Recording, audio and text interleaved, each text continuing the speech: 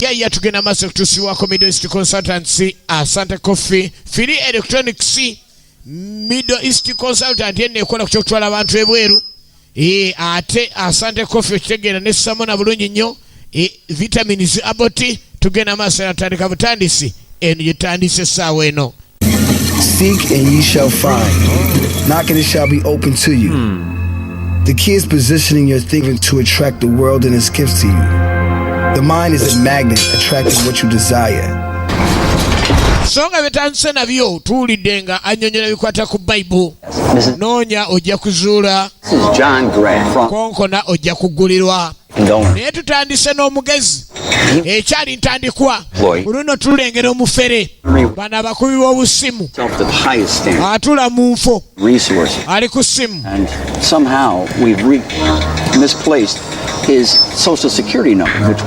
ayina kampuni gy'ayogera nayo profit sharing investment with Union Standard. You have a right to a check in. Tusaze mu kunoonyereza tulina obuyinza obunoonyereza okola ebintu by'omugenzi. I don't understand. Simanyi sibitegeera. Mrs. Billington, you're right. Kanyabo era kituufu. Process that check. I'm looking at the wrong paper. What I see here, you're processing a check mubiwandiiko mu cheeke as a gift to you. Kulaba gwe tukuwadde emitwalo 10 ejja dola ng'ekirabo osootuwa sente zaffe zetugambye emitwalo 9 tuwe kodi yetuweereza sente ezo ku ssimu.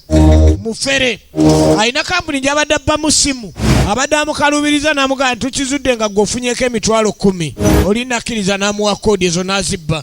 Kati anonyale na mugezi mufere gwe tuliko adda mu moroka mugagga Christian Munozi Donoso. He be wearing, Mr. Gray. Don't worry.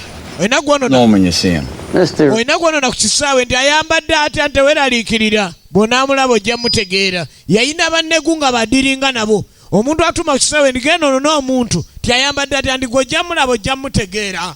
Akolagana na bannegu ono mufere Konimani ate nga byomera. Don't worry about it. Afera buli nsonda. Tell you what. I have 2 checks. Deposit their check in the Coliseum safe. Abeera ne check entuufu n'enfu. Yakubulira eno ntuufu eno nfu. Kati omugezi we yali yazze ng'amukwasaniza sente genda nazo.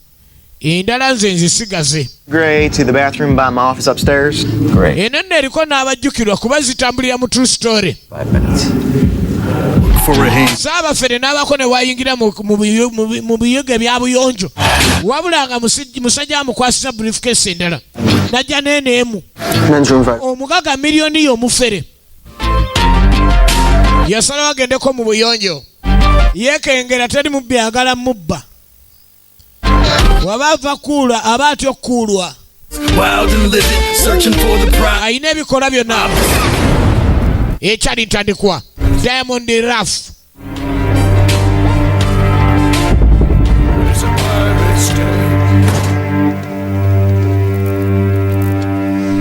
Labo musente. Mufere.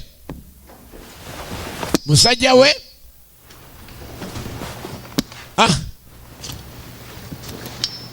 Atereza. Very impressive collection, Mr. Reels. Kino ekifo kirungi nnyo okuŋŋaanyirizaawo. Very impressive indeed. Mr. Reels. Omufere.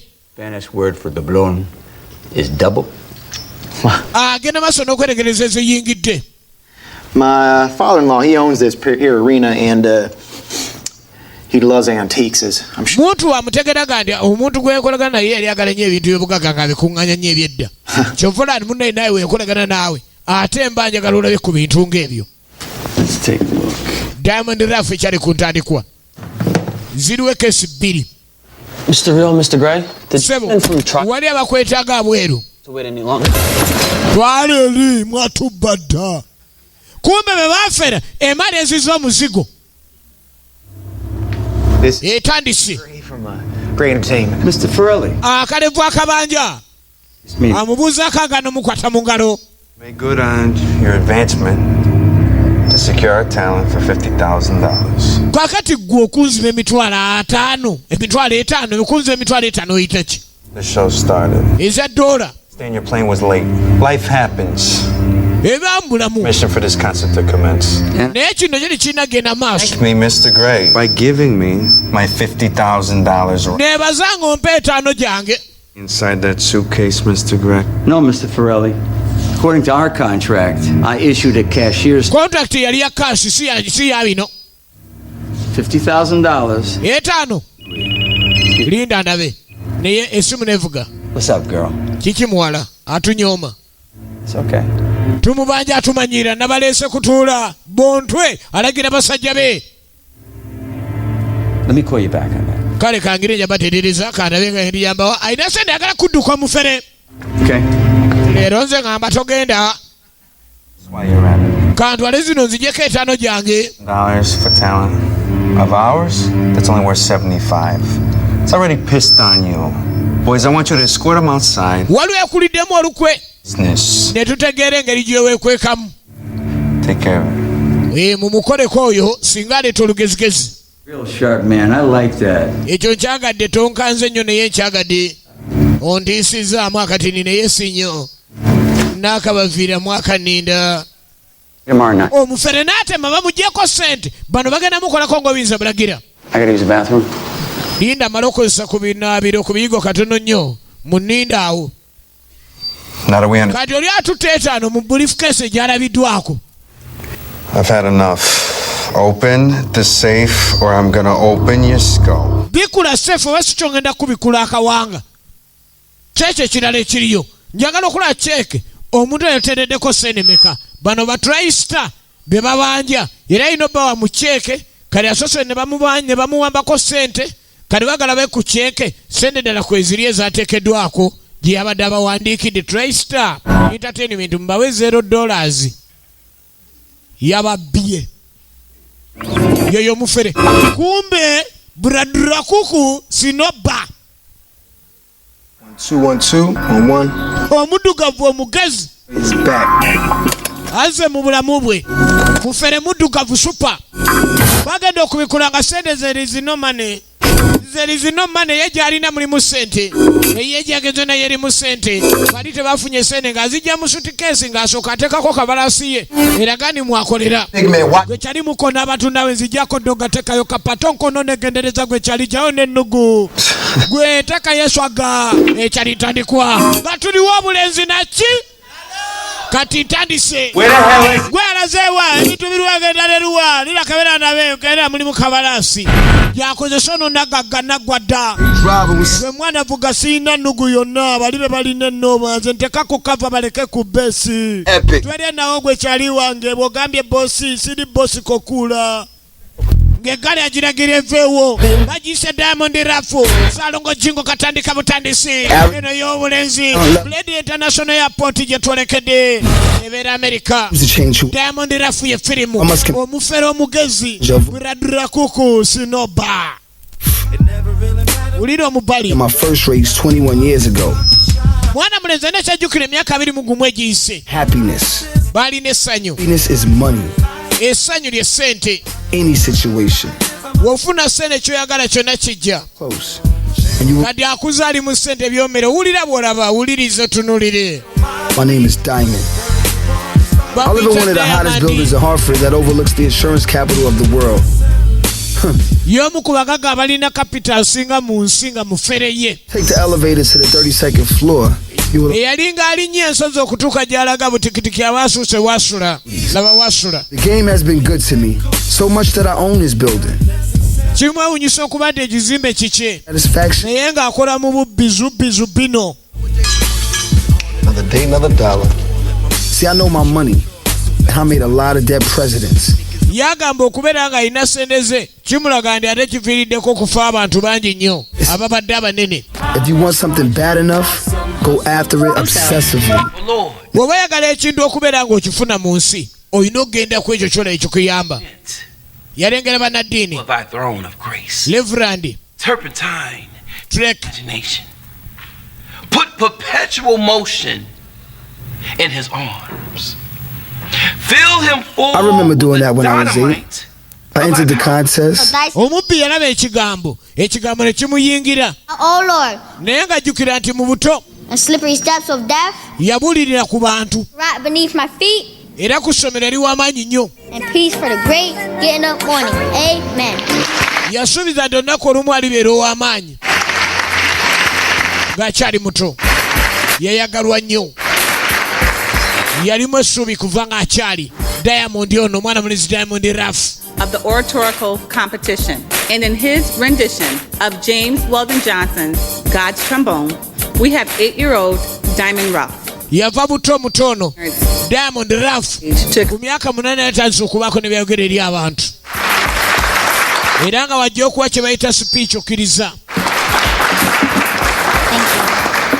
Thank you, judges. Mwebala balamuzi alina kaya akasinga wano. Any cash? Esente zaawangudde ebitano ebaga musolo zimpa mu kaashi nga saagala nnyo kyeke. Yava buto ng'ategeera sente. Yeewuunyisa bamuwadde ekyeke n'abaga musobolo kikyusaamu kati ngambadde nnabye ngenda oggula w'obulenzi wali akatalo olwaleero. Njagala otula mu nkangula nga mmaze okubala ennotho. Kale yali muzibu nnyo mu bya sente. Kuva buto nga tegeera ennusu. I love to run these games to keep the paper flow. I'm about to pull my greatest heist. Nga kitegeezebwa okubagamba kuva buto yakolanga ebintu ebitajja mu myaka gye. Yagattanga obwongo n'ab'obuvunaanyizibwa. Kyajjukira obulungi bizinesi gy'aliko kuva mu buto. Ruff yasobola okuba nga atula n'abantu abakulu n'akuba enkiiko kutuuka sawa ya leero. To be honest with you, man. Naye lumu ng'atudde n'abamu ku bantu abakulu abamusinga ku nkiiko z'atuuza. You know, honestly, it makes me kind of nervous. Yayita abawera. All you have to do is get to the bank before the heist. Baagala kubba bank. Watch for the cops. So in reality, you're not even part of the job. Yali miliyoniya ng'agamba alina okubba ku ssente enkalu enjiyi yazikooye. It's not something I'm used to. See, I always liked him from the start. Buli muntu we gwali naye amujjukira engeri gye yamufunamu. He's smooth as ice with the ladies. This cat got swag. Get the usual. Yo, man, a lot of talent. Abali mu kikosi babbisa. But I can pull at least 2 shorties tonight, man. 2 in 2 hours. Wajja yabajja ajjukirayo. Look, man, you can't have sex with a phone number. You gotta do better than that. We're not talking about a phone number, man. I'm talking about producing panties, baby. It's bragas. Let's see what you can do. No more. Back. Kale mugenda maaso n'okulengera kaddugala ono era anyumirwa nnyo embeera ez'okubeera ng'abeera n'embeera z'abakyala kwesanyusa ng'ebyo yamusanga mu bbaala. 1, 2. I said I'll do 2 panties in 2 hours. I'll raise you 2 more, papi. 4. Let me get a little shot, baby. I like your style. Wow. What's your name? Roberto.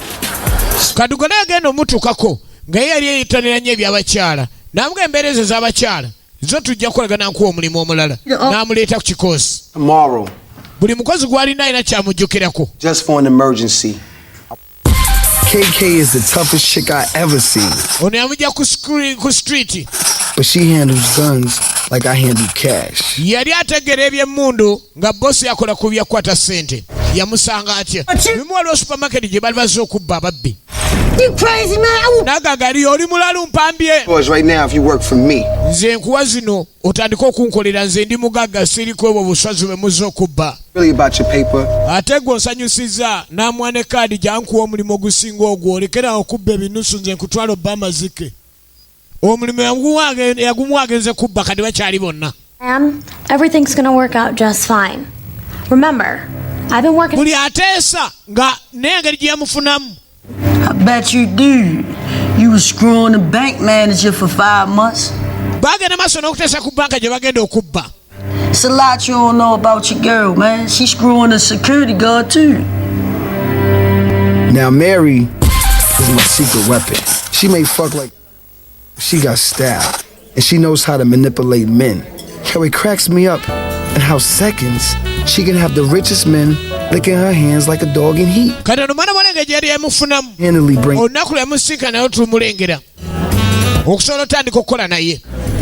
Glass of opus for the beautiful lady.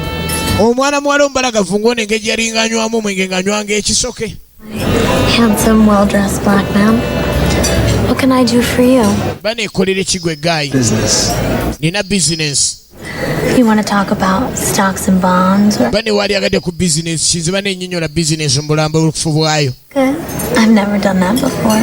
How would you like to make money beyond your wildest dreams? Namuga nti oyagala otekola ssente mbadde nyakutwale mukola ssente mu birooto eby'enjawulo kuba mwana muwala yali akozesa kimagalo ng'agenda okukuula. Success.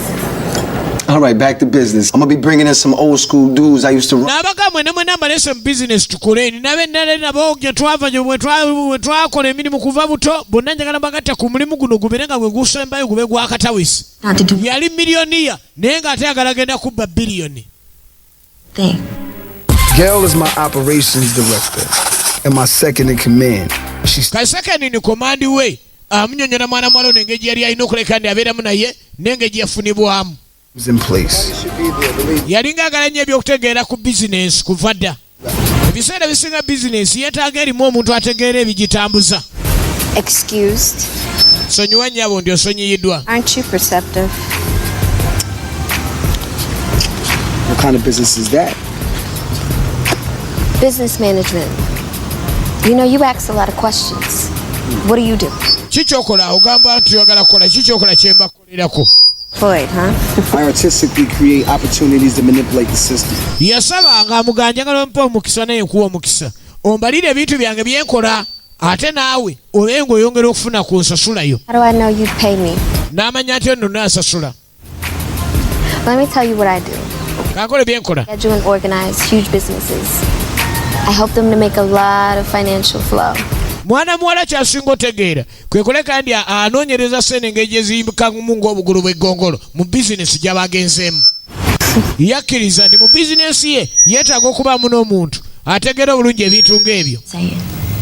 I just think it's foolish for you to risk everything you built because you need some theatrical high. Bagenda maaso n'okuteesa buli kimu nga tebannaba kumaliza buli omu baagala aleeta ekirowoozo kye. Got the money. Ssente tunaazifuna okakasa. Sente ezo banka tunagijjako sente babbi. You don't care about yourself? Gwe teweefanako ku bintu by'olina osaze ogenda obba ebbanka dizalina tezimumala.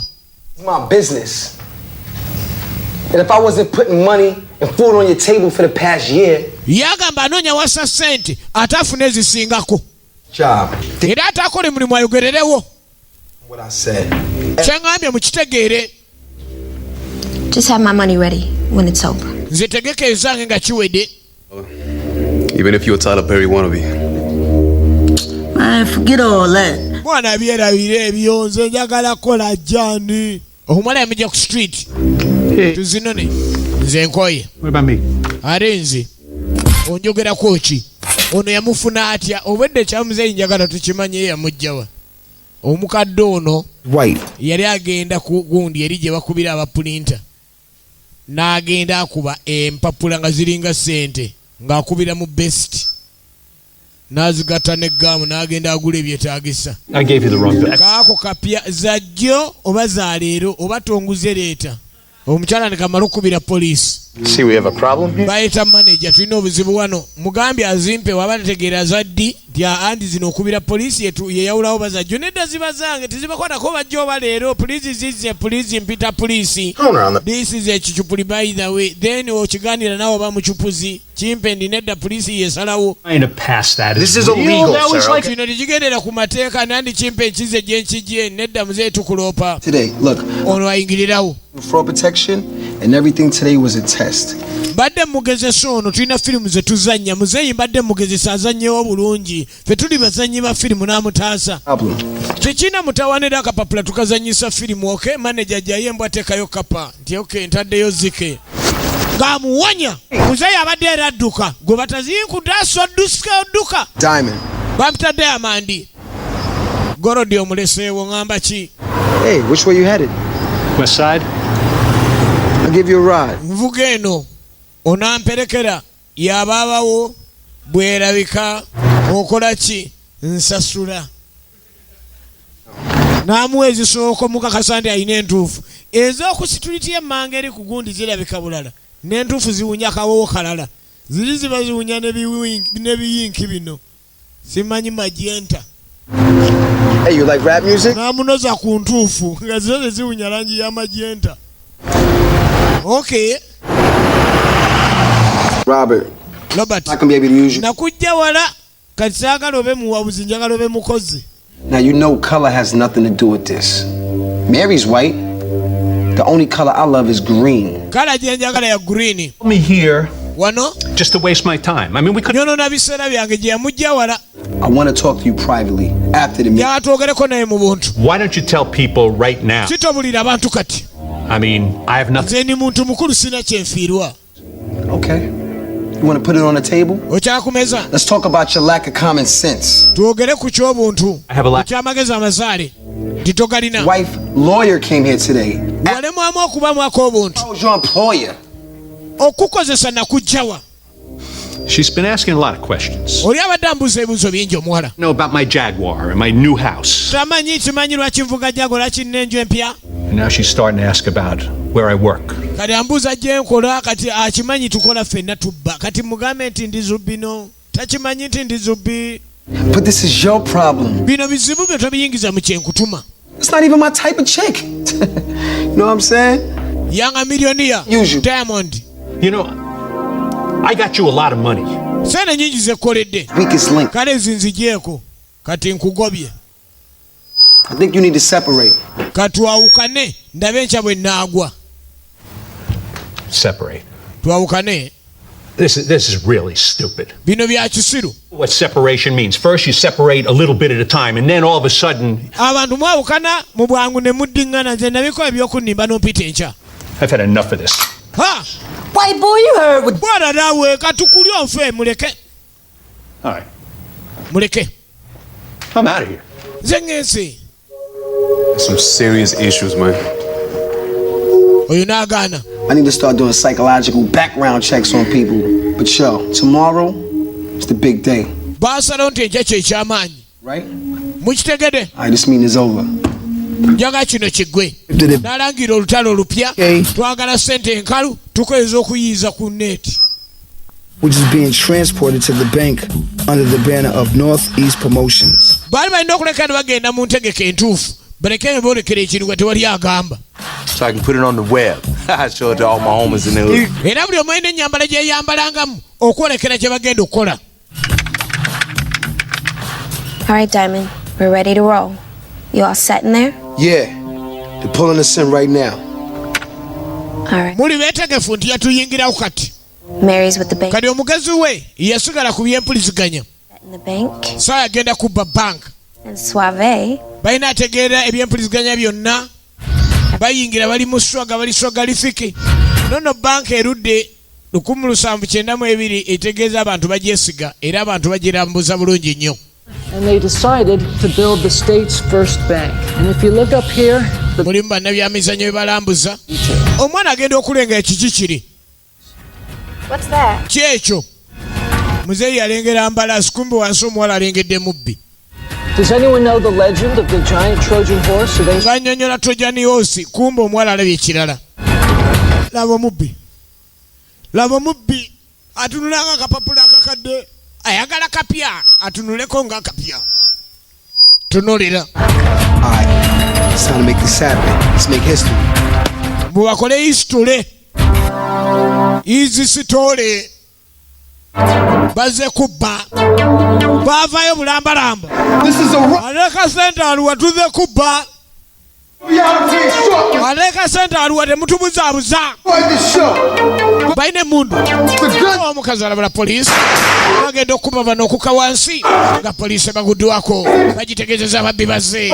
Bayodde bebayoola. Baagala kasi. Baagala cash. Mulimu bannabyamizannyo. Lengera enninya. Microphone kwa bbira.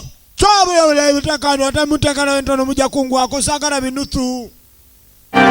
Omwana omukubaana balenzi ng'asalawo ateeka akantu kano live kagende mu maaso mu bantu omulembe gwa .com oguzanyisa. Is this real? Wait. Gagenda gakwakuba ekikwatako ogenda okwetegereza eri bekikwatako bongedde otegeera. Omwana ategerezawo nti nina kyentegedde kirekani waliwo okulabula. Bali banga abayo byokwerinda bategedde. Tunuulira ekintu. Tunuulira ekintu. Okay, Diamond. Stop right there. Tell KK to come up from the vault. Are you crazy? What are you saying our names for? Get out of here! No, I'm taking over this operation. Waliwo naafunye okwechanga mu ndeerimba operation agyetise. Kiki ekivuze? Damn it, what's going on in there? Kyegenda maaso. Bakwata n'omwana adda balikodinga bagenze naye. Bakutumye n'ekuula. Yeah, what happened? The police were not supposed to be there! I don't know. Poliisi abadde tenda kubeera no nkimanyi n'esitegedde abadde abakola ku byokukyanga empapula.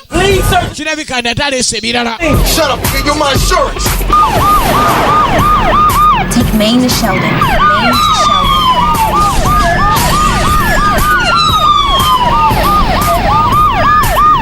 Tugenda maaso. Poliisi nge basimbako. Connect with Van Dyke. Yagenda maaso n'obalagirako omukyale gye babakwata. Naye banenga poliisi eremeddeko.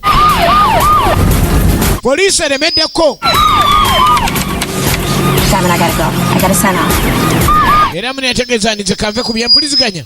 Kirabika nkiganye mwerwaneko. Poliisi eremeddeko.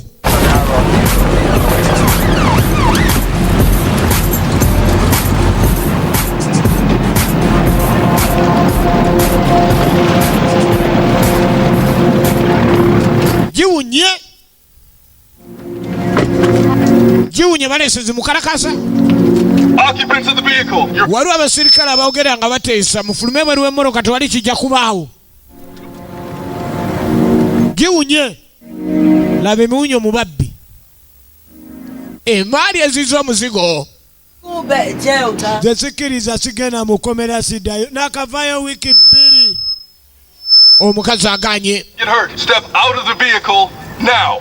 Do I still get my bonus, Diamond? Bwana, zogenda fuluma. Yo, Diamond, I'm down with KK. Yeah, I ain't going out like no sucker, man.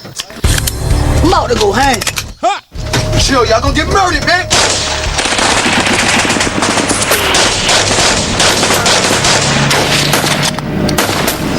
Abasooka ne babozaamu.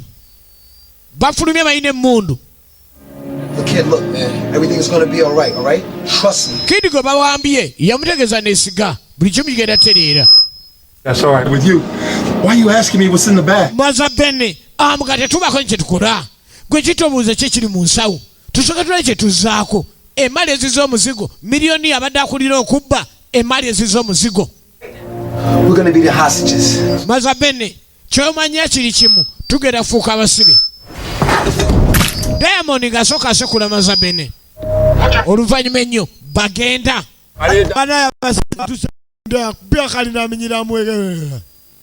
Ne bavaayo. Munno abasajja bali babatadde abali munda bakyamu. Ono ye bamunywerezaawo. I've got one ambulance here. I'm gonna try to get you some help. Ambulance weri emu ogenda kugezaako tukuyambe. Maza bene ne bamutwala mbuye abadde muwambe. 2 units wait and take them out at 4. Dakika bbiri baba tebaguddewo tugenda bakubi. Occupants. Abakoze kino. Do not hurt any of the hostages.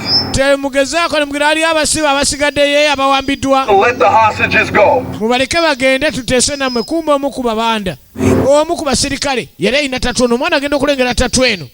Nga tatu eno alina kyagijjukira. Omwana agenda okuvaayo. Baali bamanyi mukyamu. Ow'ebyemizannyo bamukubye omwana.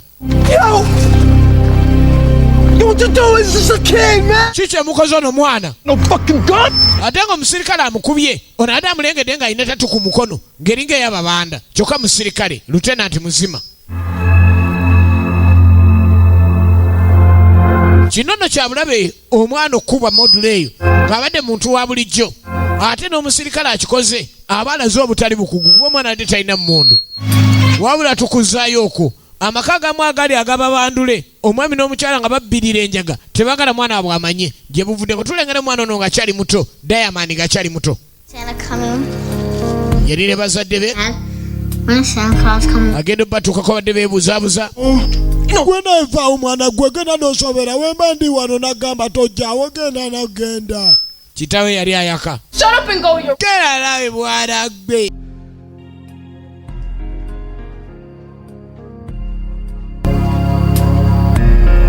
babadde beesimba nnugu wabula abakyalinawo ennooma ne beeyongera okwewa ennugu bamugoba omusajja atu tulengera ng'akyali muto Diamond Ruff ng'akyali muto oluvannyuma ennyo abazeeyi baali bakyali kukyesala n'abaaba bayingirira nga kuba kuliko alina 3 ku mukono nga gye twalengedde n'omusirikale omwami yasooka okkubwa ekyasi mukyala n'alajana bano baali mu bazungu abaali bavumirira abaddugavu nga tebabaagala mu nsi yaabwe mufulume eweeru nina kye ngenda osooka okukola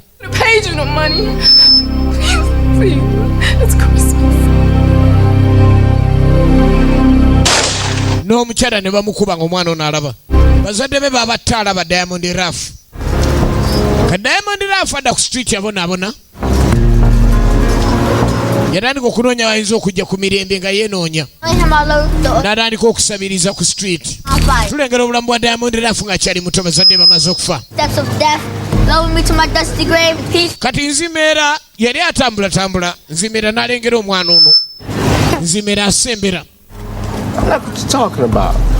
yagala boogeremu yayinamu n'amugawo ina byobadde osulwa gyatugende nzimeera amujjukiza teweerabiranga ssente z'obanga okulembeza ng'aliwo ekipya ekize nzimeera yamutwala n'amugawo tugenda kuba n'ebiseera ebituufu era n'atandika omuwa obuzannyo bw'alina okuleka nti azannya obw'abagezi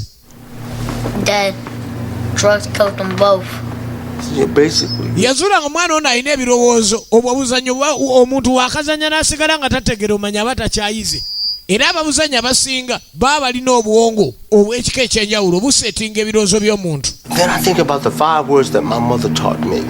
What 5 words? And this too shall pass.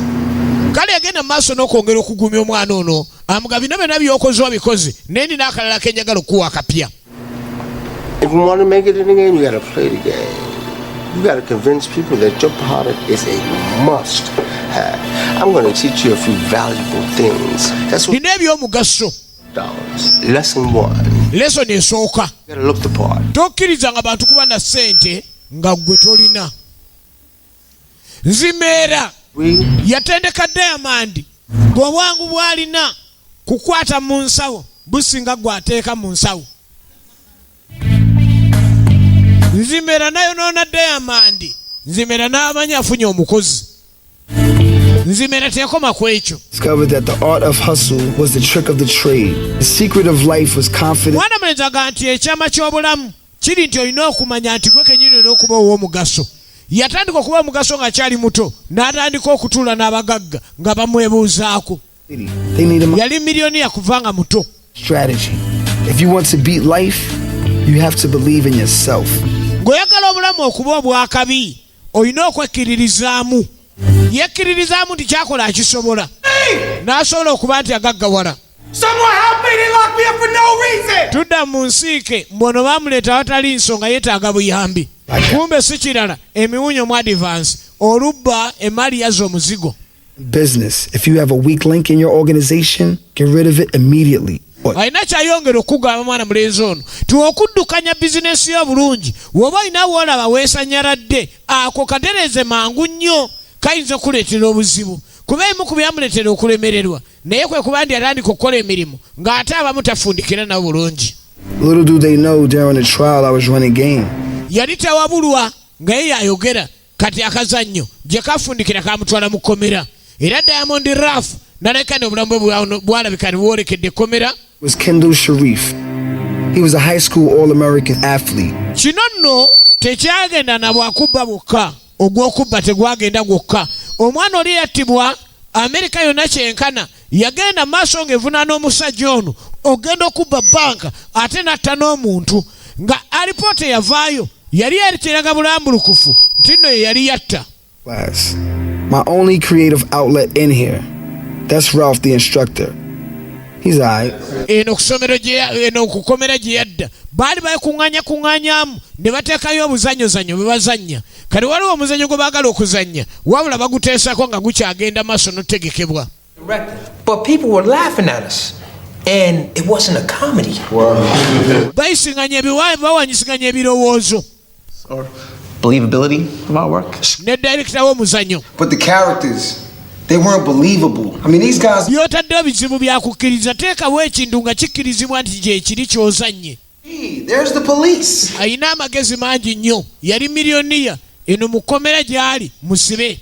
Relate to the characters. We studied this at the university. I forget what the exact technique is called. The technique is called keeping it real. Director yamulemerako ng'alaba nti omuntu ono amagezi g'aleeta mangi ate ebiseera ebisinga abakungu tebabyagala. Or better yet, maybe direct it. You want me to direct the play? Onjagala omuzannyo ngu directing? See what happens. Tulage ky'olina. N'asituka. Kuva buto yamanya alina okukkiririza mu kyakola. Impress them all. Yatandika obba amagezi aganyumisa omuzannyo era batandika okubuguumirira nga bw'abaawo bakkiriza. Smoking illegal substances. Yabatendeka ni mulina okwakayakana okukozesa ku bintu ebitagendera ku mateeka mu kazannyo kano. Baamwagala nnyo Diamond Ruff mukomera.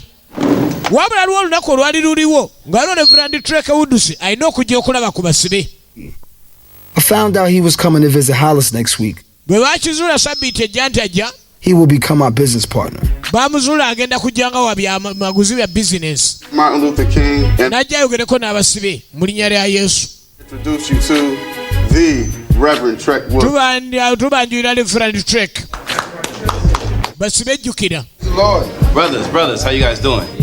Mugamba mutya? Extend my gratitude to the administration of this organization for allowing me to be here today in this brief but yet. Munzikirize mbabuuliremuko. We ain't got no choice. Tetulina kakisa. Tuli basibe yogera newe tugaana maama. Abasirikale tebaliwo. High without a trifling Negro acting up. Kale ebintu byonna ebadde bikolwa mbadde mmanyi ndi bye tukola byonna biri ku mateeka naye nange maze okusaba okujja. Reverend n'atandika ekigambo. N'abasenseko mu linnya lya Yesu basibe. Just have a little fun at your expense. Kale nange afadhali ndi mukwano gwammwe. Be here this afternoon. Era olweggulo waleero nzize. You guys were trying to better yourself through education and through spirituality. Neewunyiza ffe abali eri ate ebisinga tubikola. For quite some time and naye mmwe muli eno musomesa ndi biseera biweze nga kikola. because your game smooth as silk. Era nga kye tukola kyo kisusse. Diamond. Bakuyita ndi Diamond. And I am not running a game. I truly believe that God has put me here to positively inspire others. Nina okukkiriza okw'amaanyi ndi Katonda antadde mu kkubo lino okujja okwalagana nammwe oyo Katonda gw'agamba tayinza natujja mukomera tatandise Katonda wafadhali oyita Yesu. Satisfies my soul, Brother Diamond. Ye mukkiriza abasibe abamu si bakkiriza. Now I'm not getting rich off spreading the word of God. Naawe ogaggawala lwa Katonda nze siita mu Katonda ogaggawala nti nno njogera ekigambo kye ne ngaggawala. Of my lack of. Naye mukisa gwange gujja n'okuba nti nno nina okukkiriza. That march on Washington. Mwana kati Washington ye yakola atya nga ye Katonda teyaliwo we yafiira naye mukulu mubuuza biki? Naye yafa Yesu waali kati ate otugamba mbu Katonda. Maybe I should hire you as my fundraising manager since you make it so simple. Kati agamba okulaga ni Katonda w'amaanyi ayagala manager we ku bintu byaliko byagenda okukola okuyamba abantu amugye mu bamukomera. Where I can get in contact with you? Kati nawe nkwatagana naye nga ndi manager wo nga ndi musibe kwata kadi yange business card. Maybe next week we'll go. Oba oli awo sabbiiti ejja tunagenda eka gwe tebakutanca naawe oli wa myaka 8-10 genda waggulu. Reverend agambye omusibe tinjagala manager wange ku project gye ngendako abeere musibe mu linnya lya Yesu. He saw the article that was written up in the Current. Yatandika omuwandiikira ebbaluwa ezimulaga ne balina okubeera obumu era alina okuyambagana naye yakimanyi nti ng'obadde musibe olina okusibwa emyaka 10 n'omusobyo mu linnya lya Yesu kisobola okuvaawo. Ng'omusibe yasigalayo mu kkomera. Wabula mukyala we yajjanga n'amulaba omuwala yalinga akola ku byokulaba ebya finance gy'ali nga bakyabba ajja n'amulabako. How are you, Diamond? Obadde otya embeera zino ennaku zino? Yo, what you know about this guy? Ono omanyiko ki? Reverend. Wow. I hear he's doing great things. Mpulira akola ebyewunyo bingi ebyamagero. Bad boy going good, huh?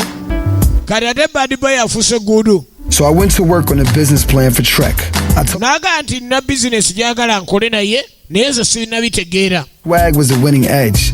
I told him that people were attracted to his sincerity, words, and image. People. Kati ku magezi ge yali alina engeri yali miliyoni nga tanajja mukomera yali ali kukozesa amagezi ago okunoonya engeri gy'ekifaananyi ekinalaga Reverend nti asobola okuba ow'amaanyi ng'amuwandikira amabaluwa agamuyamba. Reverend ate n'afuna engeri gy'ataddukanya projekiti ze. Kaakati Reverend ali eno biseera by'eddembe asoma emu ku muntu omugezi we bye yamuwa ng'abeera mu kkomera. Naye waliwo ebivudde ku police report. From police sources that critical evidence has just been uncovered in the Hartford murder case. Obujulizi buzuuliddwa ku kuttibwa kw'omwana. An 18-year-old this past summer. Eyattibwa. Bank robbery. Munnabyamizannyo. Yali munnabyamizannyo nattibwa. All-American high school football player. Era omwana ono nga essomero lya Amerika erisinga okuzannya omupiira nalyo lyamufiirwa nnyo. Kyazuuse nno Diamond ye yamutta. Bamujja mu kkomera n'abasebe ne batabuka n'abasirikale b'ekkomera bulijjo watta omwana oli muzannya alipoota alwawo okujja ekakasa naye nga byali biri mu ŋŋambo ng'amuleeta mu kafunda k'ekkomera. Buli omu lwaki kimanyi lwaki mudeeso ku kyokutta omwana oli omuto katukulage essomo ng'ab'ekkomera basibe banno tetukuviirako awo. Diamond ne bimufuukira ebizibu. Ogenda sasula nze kulirawo. Bamuyisaamu kyekyadirira. Bino nno byali birina ogenda maaso emisango gye yongere bulungi nnyo ku kyakolebwa ekikakasibwa nno yakikola yagendako ne ku kitanda. Tuba tyo nga Reverend yansi musajja wa Katonda. I feel like I got hit by a truck. Alaba buli omu takyamwagalira ddala. It's time. Time for what? Yesaawa yaki. I think it's time we make our business partnership. Yesaawa tukole bizinesi yaffe bulungi nga tugatte omukago. That you could help me make this march a reality. Gw'osobola okunnyamba okulaga amazima engeri gye ntambuzaamu ekigambo kya Katonda n'ebintu bye njagala okukolera abantu nti ddala bikola. Mu kaseera kano akazibu olina okukkiririza okudda ewa Katonda. Labi bakuwandiiseeko ne guwatta omwana. This is lies. Bino bya bulimba byonna. Shoot that kid. Omwana saamukuba. The tattoo shot him, man. Nannyonnyola detective yamukuba. Fishy to me as well. Nange byanneewuunyisizza. Information over a year after the incident. Amawulire poliisi neegaleeta wiseewo mwaka okuva lekyagwawo. Your fingerprints are on a gun. Emmundu eriko fingerprints zo ebiri ku mubiri agagwe wagikozesa. But for what it's worth, I believe you. Nze nkukiririzamu tewakikola. Naye did you see any witnesses?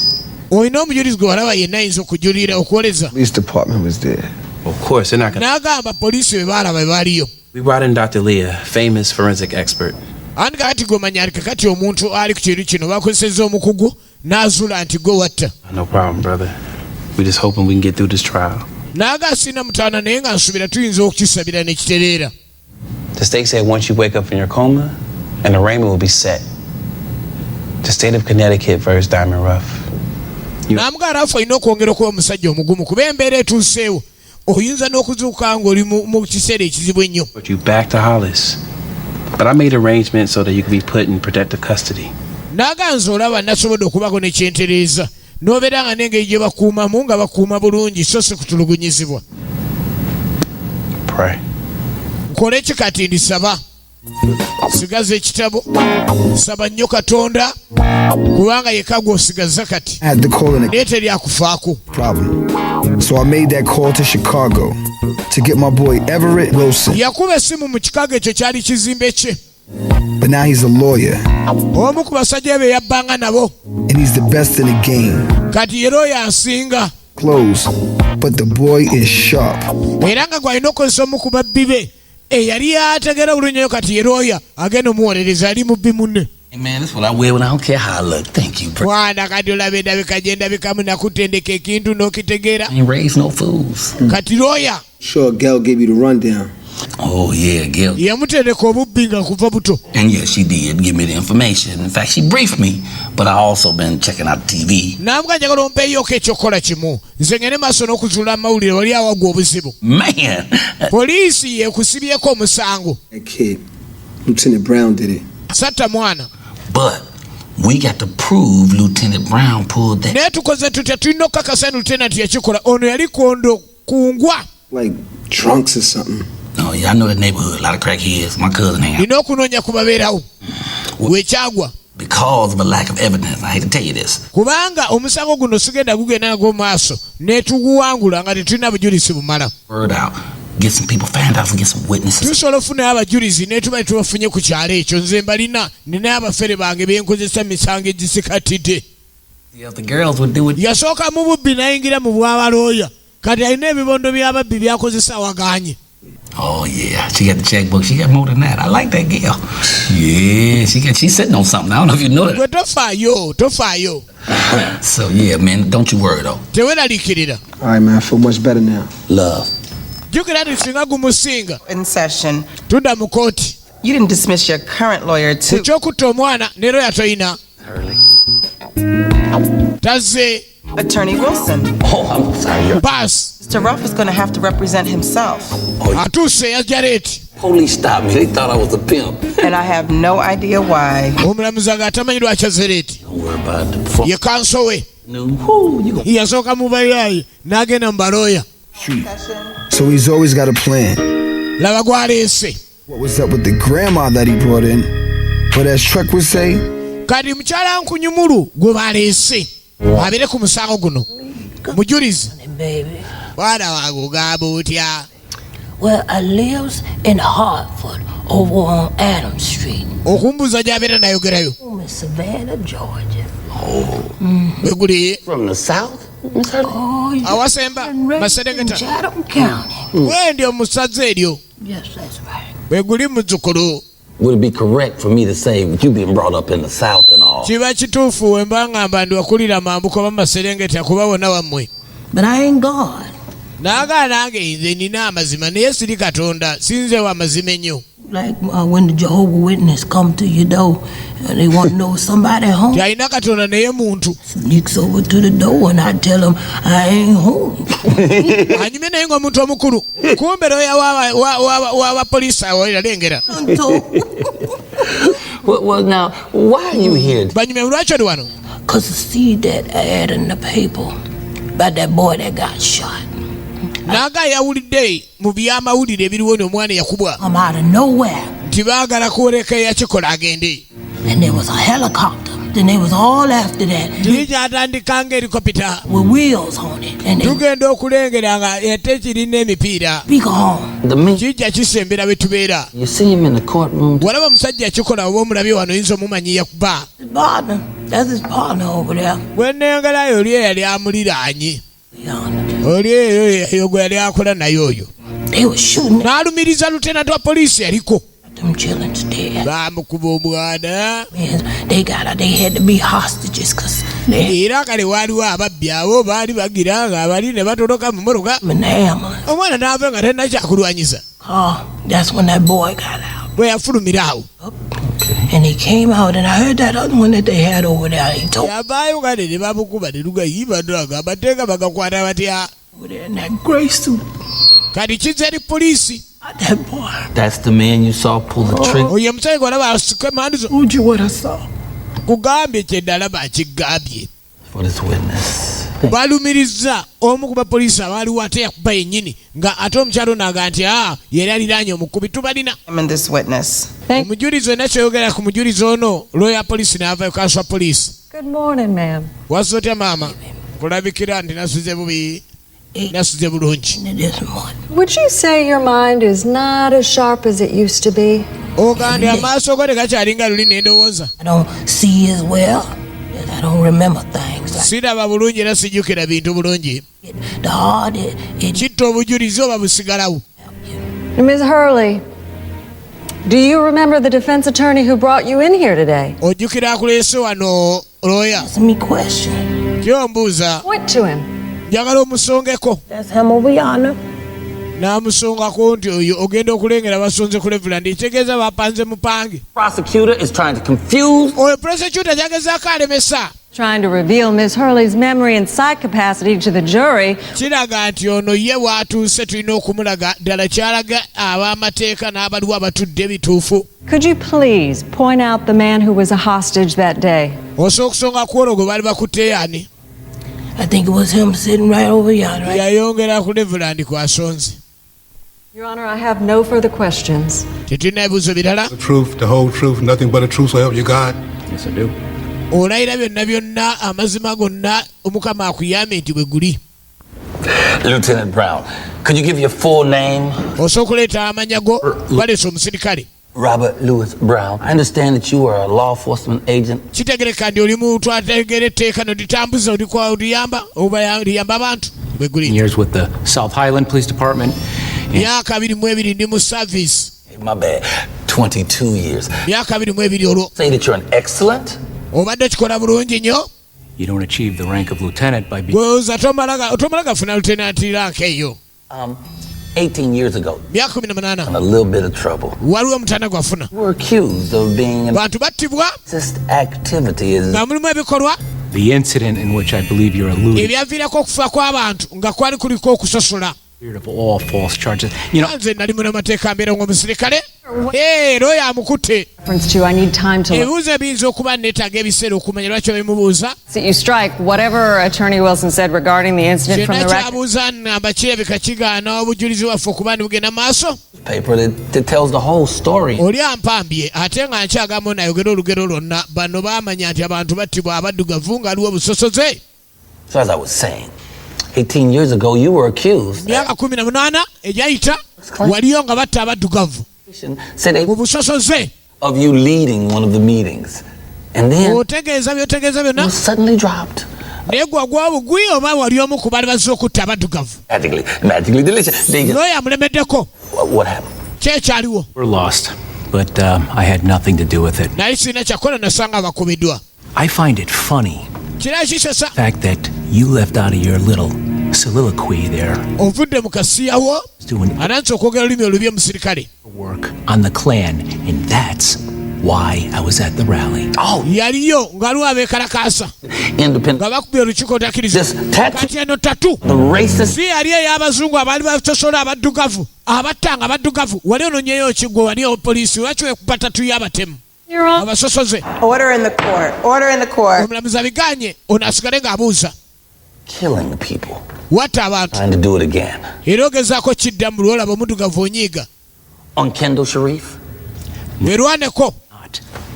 That low-life scumbag. Akatalina bulamu akategera. Shot the kid. Gwatta akaana omwana. Shot my mother and my father. Nota ne mama wange ne tatangoloza saakulaba nga ndi muto. Sala batatu eyo. Father right in my house. Wajja mu nju yaffe.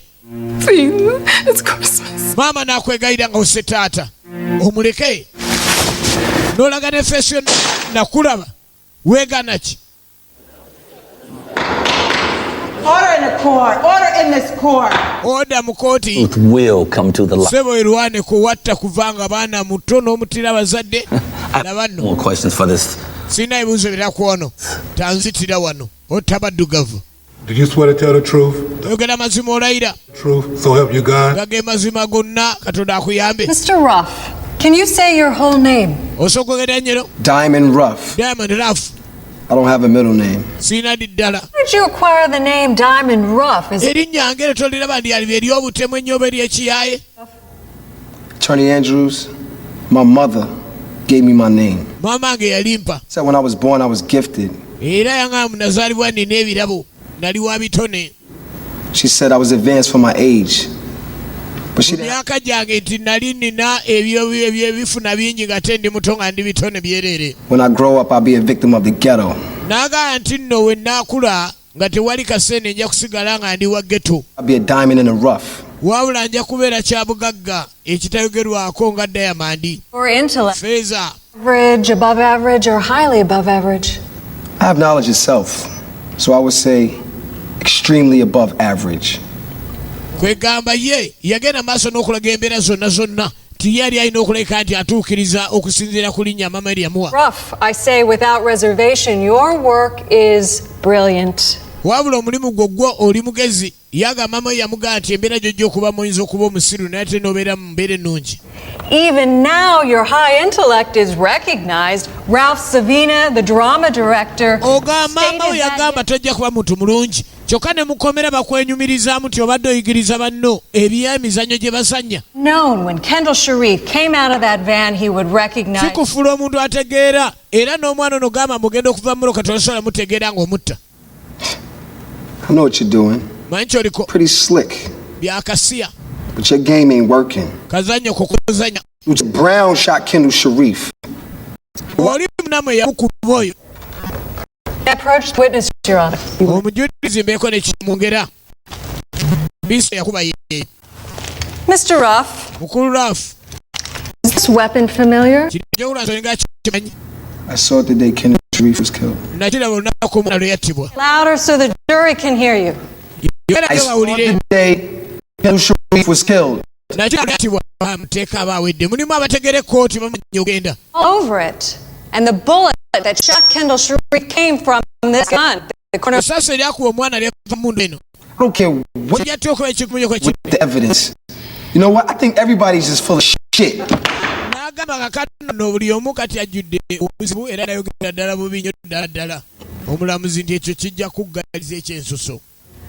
Why don't you plead guilty and make it easier? Attorney Andrews is tripping and she's badgering the witnesses. Further questions, Your Honor. On this witness. Absolutely. You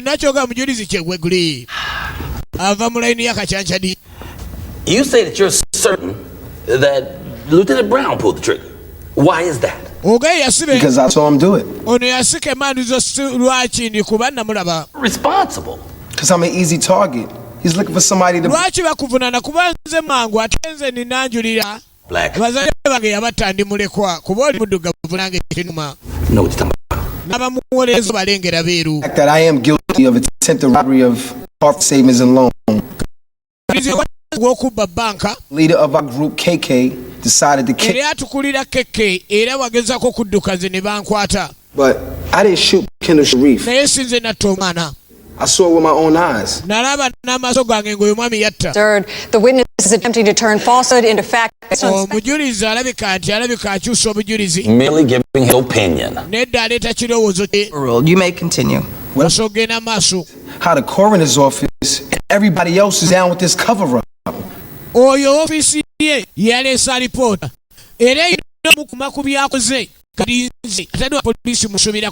That gun, if I had a white bodysuit and gloves.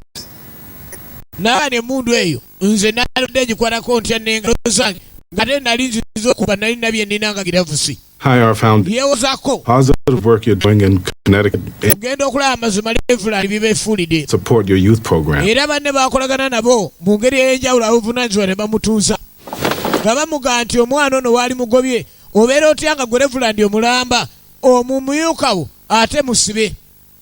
To be a part of a program that we're funding. To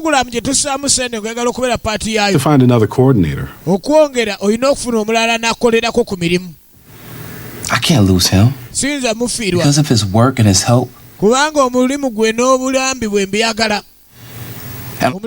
he's the one that created this great business model for the march.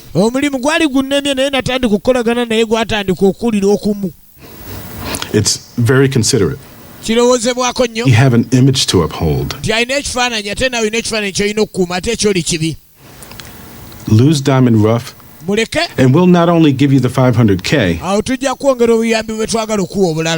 100K in Washington. The choice is yours.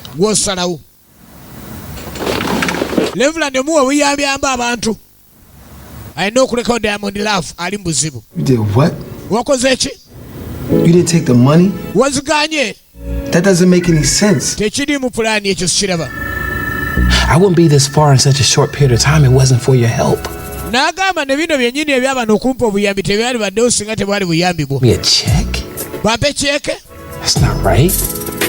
Money doesn't control me, Brother Diamond. God does. Naga sene rezinza mufuga nga atonda efuga. Yes, Ganya. For real, huh? Katonda wadala. Serve is real. Wadala. He's bigger than any check that can be written. Era Katonda asobola okundetera ekika kya cheke kyonna. Blessings. I truly serve a mighty God. Era nze ndi muntu aweereza mu mazima amatuufu Katonda wange. Wow, man. Yewunya ne friend. But did nothing like that for me. Naaganda wewaayo ku lwange. $1 million. N'oleka sente ezo zonna.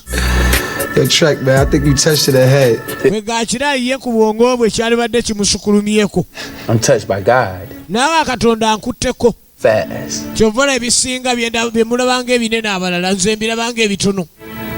Well, tell him to open up these doors first.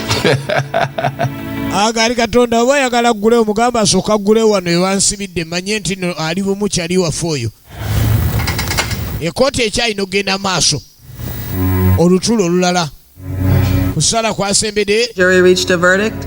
Over. Yes, we have, Your Honor. Guilty. And you must take responsibility for that. The state of Connecticut sentences you to life in prison without parole. Omulamuzi n'akoona ekiyondo. Mwana mulenzi agenze ku mayisa. Ebisooka okujjira ng'emitaana gikujjidde. Okujjukira okuva mu buto. Nakuzibwa ntya. Nali ntya ne bazadde bange. Mom, this was fun. Lumu yaliko ne nnyina.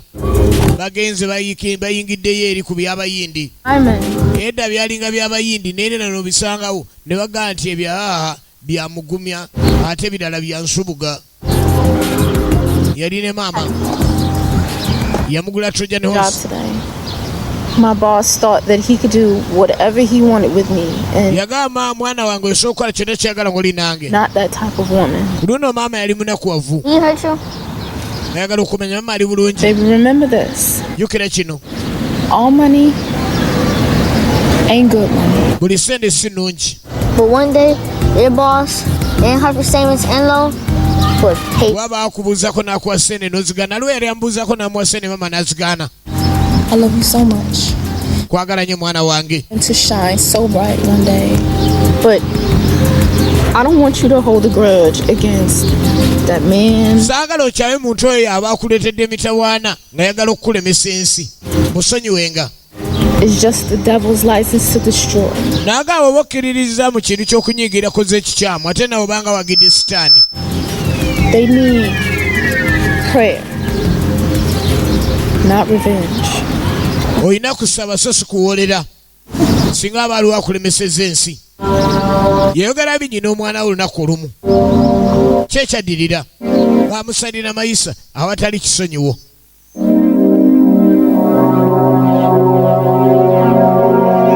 Agenda maaso n'okubeera mu kkomera, obulamu bwe bonna bonna alina kubeera mu kkomera. Reverend yagezaako. Mukwano gwe Roya n'agezaako. Kalina okuba obufaananyi obwefaananyiriza emagombe sitaani akukulugusa akutwala. Ngenda bwe bufaananyi bwakuba. Tudda ku byokulya mu kkomera. She head over there for a little bit. Vaawo ntulemu akadakiika ne weeyagala ssaawa nkukuba kanveewo nze atakukuba gw'otula nkuba. My man Diamond. Bebamu ku bebeeranga nabo mu kkomera bebeeranga nabo mu mizannyo egy'okukkomera. Shit is horrible. What if I told you you had an opportunity to get some real food? Baazula oluvannyuma ennyabo mu kkomera ebintu bino engeri gye biyitaali bitambula naye nga tebakyali kyakkola. He's no way official. And this whole drama team bullshit that they got going. Bino ebintu ebigenda mu maaso byogero eby'ekisiru nga bongera okwonoona ogenda obeeredde nga ovudde mu nsingo mukyamu. Kimuluma. Nobody escaping. Si buli abeera mu kkomera nti aba yasingibwa. Naye okusinziira ku nsinga weetambula abamu babayunga, abamu mikwano gyo, abamu abatali. Facility, the kiddies and the governor and all them people, right? What if I told you I got some guys right now? We gonna take the wadanga gambye eti waliwo abagenda otuyamba. as guards with a little nice. Katonda wo gwe weesiga akuyambe bulungi nga tutolose. So what the hell I got to do with me? Kayinza binkwatirako wa? Come on. magezi go. Right, everybody knows that. Buli omu akimanyi. What I need you to do is I need you to take a look at my plan. I need wona plan yange okutoloka. Find the loopholes, if any. I need you to make gisomemu ko nabo berimu obutulituli obuyinza ojonoona kyenjagala. Opportunity for you to come with us. Era nesalawo ojje naffe. Let me think about it, man. I'll meet you at the library. Nze nako wasyagala ebyo njagala kati kulinda nnaku lwange lwakufa nkoyo okuwuzuuma. Namugandi ku ekyo kanzoke nkwesonyiwa olabika guli wakufiira wano. Kale yali alina okuleka nti agenda maaso ne byalina okukola naye eddiini ne gyemuyingira nnyo. That no one else could decipher. Yalina amagezi mu kkomera ge batamanyi. Yagenda ku ssimu n'asobola ogikyankalanya ng'asomye ebitabo biri ebyaliko empandiika eyasooka eya hieroglyphics. Yakozesa n'azuula koodi y'essimu eno gye bakozesa okubbira obwereere. Ng'eno ab'emizannyo bazannya ku wali abasibe. Baleeta abakungu mu gavumenti n'alaba emizannyo gino. Sibiddwa mpulira n'omutima gutenguse mpulira agenda afa. Okay, kazannyo kalungi nnyo ako kasita tafa nga tebannaba musalira. Bavanga yabagenda ne babawozesa. Abala ne babeerayo nga babasalidde ogw'okufa misango mingi nnyo. Kati babavuga okuva badde bagezesereza emizannyo gyabwe. Naye ng'alina akasimu ke yakubye gye buvuddeko awo nayogerako n'abantu be mu bubba. Bali mu basibe abatasuubira kuddako ka abasinga be bali nabo b'emisango gya Naggomola. Waliwo abatakkiriza. Omubaya waffe talina kubeera mu kkomera. Era ne tulengera ezimu ku mmoloka ze. Yali alina ebidduka, yali alina ebizimbe, yali nagagga. Waliwo lidda bwe bali bamuyita keeke. Balinga bagenda okubba. Mwana diruweri. Kumbe ekikosi kye bakwatagana ekyo abitegera bulungi ebikosi ebyo naye tayagala kulaga bbala lyalimu. What's going on, Charlie? What's going on, Blaine? I don't know. Bakyakalinyiza ekkubo kumba avuga. Charlie. Erisi pisito ye atunulanga pisito. Omulaba atunulanga pisito.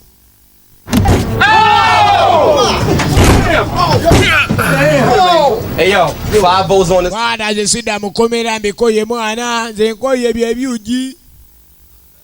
Bakubye omusirikale. Bakoze ekiyamu ku basirikale. Bagenda. Diamond. See you coming? Mwana toja. Straight. Nsigala. Go. Kankuleke gwe togenda kudda mu kikosi kyaffe okuva lutandise okwemiima. Bagenda. Bangwe abapoliisi tenajja. Nga bakuula. Diamond aganze enkoyo okudduka bansibira obwereere sina gye ndaga. Balinde banzite busi. Nze sinze natta omwana. Giri emirala yagikkiriza emisango egy'okubba naye gw'okutta n'agugaana. Shoot! Don't shoot! I'm the drama teacher. Tokuba nze ndi drama teacher. On Windsor Street in Hartford. Sinzira ku bivuddewo live tugenda maaso n'ogabatuusaako anti twagaye tujja gakuwanga nga gafuna bulungi. Who were performing at the Hartford Detention Center was hijacked. Wabula nawaali emmoloka weebadde ewambiddwa. Officers were gunned down and 9 inmates have escaped. Ofiisi akubiddwa n'abalala ne batoloka abasibe. Twogerako ne director. Ne badde nga firimu yennyini abafirimu abanga firimu buli kiseera. My drama group just exits the bus. Era no ndabidde ddala munanga akoze kirungi nnyo tasobodde kukola nsobi asobodde okuleka ndi asigala. Who shot Kendall Sharif? Gw'atta omwana. Sharif.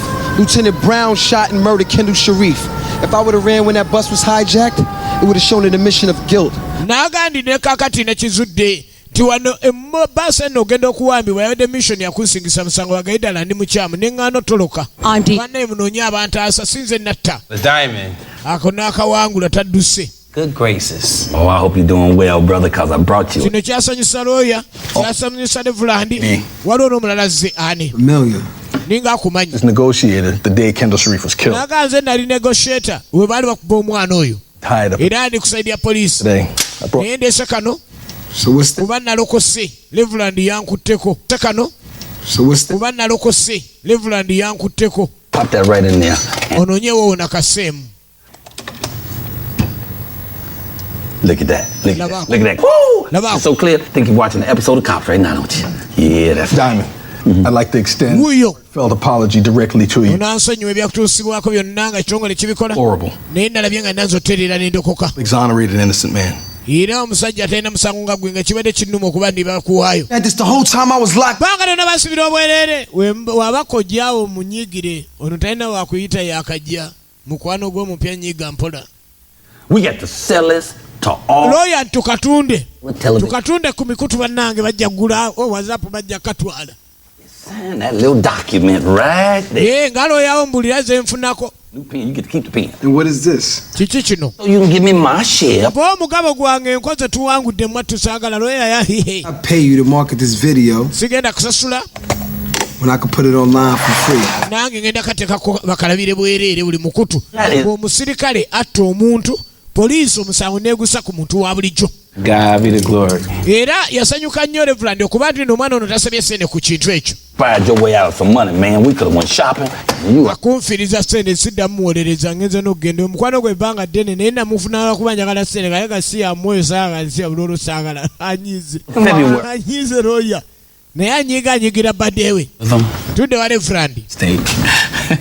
But seriously, Brother Diamond, God has blessed you with this one. Nagali katera gamba ni Katonda takuwadde mukisa ku kino okkiriza akuwadde.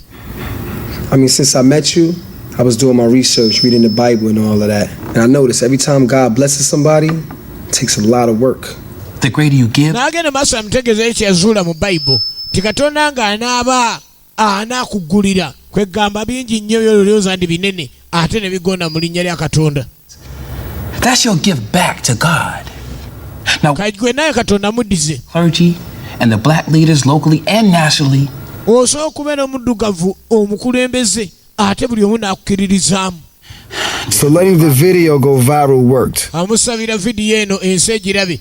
Tulengera byavudde mu video abalabye omukutu oli ku mukutu abalabye. All right, but you know I'm Matty Love and I'm always going to keep it real. Now it's cool that Diamond Ruff got exonerated, but this whole thing, man, is bringing me back to my man Trayvon Martin. Now we all know that Diamond kidnapped that boy, and how he got off from that, I don't know. Kale gati ebirala kale tuganye byaliwo bakoze ekibakoze naye tukimanyi yawamba omwana oyo kale bira simanyi ebyemmundu poliisi yezuula ebyayo tetukaananga abantu ebirowoozo bimuyamba. Matter of fact, see, y'all bringing Matty Love to a whole different level right now. I'm gonna keep it real for you. Zimmerman followed an unarmed Trayvon Martin, shot and killed the boy when Trayvon was trying to defend himself. And they say that he wasn't armed. Yeah, he was armed. I'm gonna go on the record and say, yeah, he was armed. But he was armed with a bag of Skittles. Come on, man. Skittles? Really? Diamond being exonerated, I'm thrilled. My mother, Eleanor, her testimony exonerated Diamond and saved his life. Speaking on behalf of our brothers in the community, we can't have our black men being crushed by the justice.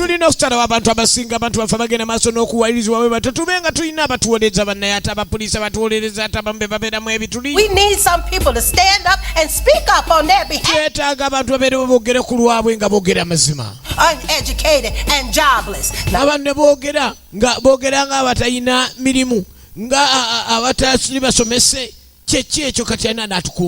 But anyway, we got to learn how to stand up on behalf of our black men, and that's story. And I'm aware that man tried to rob a bank with a Trojan horse. I think before we judge, we need to consider people's pasts, and maybe there's a mental health issue involved with this man.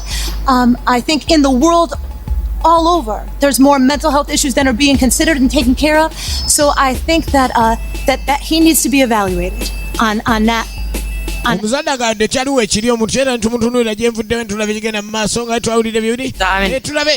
don't really know anything about Diamond Ruff. All I care about is Miami Heat and that they won the championship.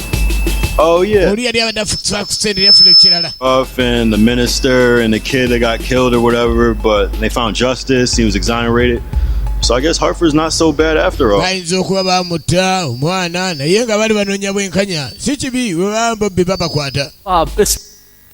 buli omanyonyola. Diamond Ruff, me and Diamond Ruff go way back. I know Diamond better than anybody in this city. Diamond mumanyi mubbi. Him and all that. But we need to really know why he's robbing the bank. Let's look. Twagala okumanya emiliyoni ate lwaki abba banka fa bavu tukole ki?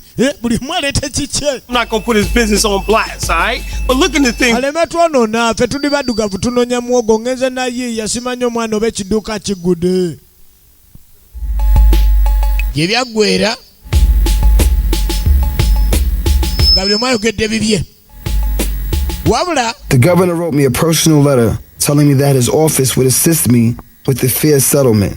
Politicians, they're like lawyers. Reverend yagezaako nga wasobola yamwandikiranga amabaluwa nga tamusuulirira yafunanga abayinza okukola ku byamateeka singa abanga wali okugondebwa okugonzaamu kwonna kwonna era Reverend n'akiremerako munna ekiseera kyatuuka Reverend n'asabira ddala omwana ono ne bamuta. Teri kitasoboka mu linnya lya Katonda, teri kitasoboka mu linnya lya Yesu, teri kitasoboka mu linnya ly'enzikiriza yonna gy'obukkiririzaamu. Yamujja yamutuusiza mu kyaki. Abalala olumujja basooka kunoonya bombo n'alweza biki ebyo. Kati amututte mu kyaki. We all about to feed your soul. But this ain't just my place. This is God's place too. Kino ekifo si kyange nzekka ne Katonda kwali. Happiness to me is making a lot of money. Because money could change any situation. Naga yakimanyi likola sente nnyingi kye kyamutuukako kuba sente zikyusa buli mbeera. Nedda. What about them? The people you take from. Ate b'ozibbako. It's time to give back. Yesawo obaddize. It's your moral responsibility. Buvunaanyizibwa bwo. Truly bless you, Diamond. Oyina okikola ekyo. Appreciation. Wenenye ebibi. To give back. Obaddize. You know what? Omanyi mwana. When I start helping you with the kids in this church, then I'll be giving back. Kali wendaliko okuyamba n'abaana mu kyaki eno temulina kye munziziriza. To do a little bit more praying for him there, Pastor. Kusaba oyina okusabira ebiyise. I'm gonna pray that you want to help these kids, not because you're. Ngenda kusaba sisaba oyamba abaana bano kubanga oyina ebizibu. You always kept it real with me, Trek. Amukuumye bulungi ebbanga lyonna. Era amwebaza ku nsonga eyo. Eyali omubbiru ku lwe avuddeyo nga mulokole kuba amugye mukomera Reverend tya Katonda. Baasalira omuntu ono nti alina okubeerayo mayisa nga tasonyiyiddwa. Omunaddini n'agamba nze nkutte Bayibuli. Tulabe omulamuzi asinga. Eyali omubbi ennyo avuddeyo. Kati obulamu tebumanyira galinga bba mugagga nnyo kati avudde mu kkomera ze gannyo kati avudde mu kkomera ze atukidde mu kyaki. Did I hear somebody say lilies? Bali wano beebaza. Love lilies. Asanyuka bagenda otambulako. Akomye ku street kwe yakulira. Kumbe ezimu ku ntambula za street zituuse ku slow motion. Entambula ezi. Waliwo ababanda ababeera okumpi awo. Ate waliwo ababanda abazze. Ne waliwo abazanyirawo. Ate waliwo ne pastor. Waliwo Reverend ne mukazi we. Mutaka eri ategera embeera y'ababanda yamanya ekiddako. Era mu kugenda okuba nga ataasa wali okugenda okulengera omwana yakuba akafaananyi abayinza okuleeta obuzibu eri omwana era agenda yabuukira mwana bali nga bakuba babanda bamaze okwesasula abali okumpi bakuba miranga.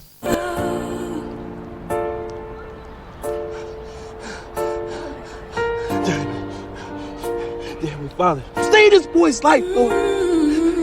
Satan, I rebuke you in the name of Jesus. Diamond, fight! Fight! My life is a testimony to the attraction principle. I realize that mind controls your world, your hopes, and your dreams. Kale You must. mubyamujjira omwana ono kuva nga ali mu buto bwe. Mama. Bazadde be battibwa alaba. Simple. Avuddeyo mu kkomera. Yakulira mu nnaku mbi nnyo era nga ebyaddira tebyali birungi naye ng'ebyawandiikibwa bigamba nti waliwo omuntu w'obeerera nga wowonya muntu omulala ate oba naawe olina ky'oba okoze ekyamaanyi ekikuleetera okuba nti wowonya mikwano gyo naawe ate oba n'okusasulwa kati nno mu kuwonya byate ebye tebyagenda bulungi bwe bulamu bw'ensi bweto Diamond Ruff wegenze era tubaddewo bulenzi Saalongo Jingo katandika butandisi mwebale kujja mwebale kubagumiikiriza mweraba badde tusoko Middle East Consultancy Samona ne R&J Power Center Vitamins Aboti ne Filia Electronics abakuleetera ebyuma Kalonda Spray ne yenna ow'ebidongo Filia Electronics abonno baliranire ddala edduuka lyaffe lya KB Videos wali ku B24 Energy Center obakuba ku 0752 mukaaga 494 osembe 57 okumanya wotusanga. It's me, Lord, it's me.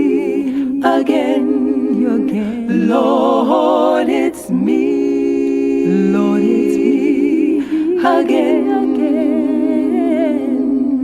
and I need you now, I need you, Father, I need you now, I need you, Lord,